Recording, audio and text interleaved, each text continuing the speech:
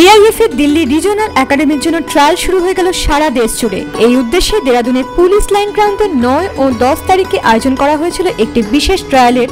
এই ট্রায়ালে 250 জন খুদে ফুটবলার অংশগ্রহণ করে। এই দিন পুলিশ গ্রাউন্ডের নির্বাচক হিসেবে উপস্থিত ছিলেন প্রাক্তন জাতীয় ফুটবলার অমর বাহাদুর। অংশগ্রহণকারী এই 250 জন খুদে ফুটবলারদের মধ্যে মাত্র 5 জন ফুটবলারকে এই রিজিওনাল একাডেমির জন্য বেছে নেওয়া হয়। এ বিষয়ে আমাদেরকে ফোনে বিস্তারিতভাবে জানালেন देहरादून जिला फुटबॉल संस्थार संपादक देवेंद्र बिस्ट। अभी इन लोगों ने 5 बच्चों को सिलेक्ट किया है यहाँ पे।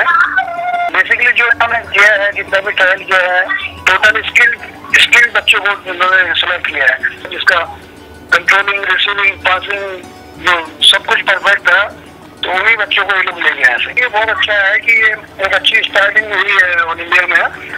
इससे ये है कि हमारे बच्चों को काफी इसमें मौका मिलेगा हर साल। आई लीग खेलार शहर छाड़ाओ सर्वभारतीय स्तरे এই ট্রায়াল হওয়ায় সারা দেশের ফুটবল মহলে খুশির হাওয়া। Bureau report football.com।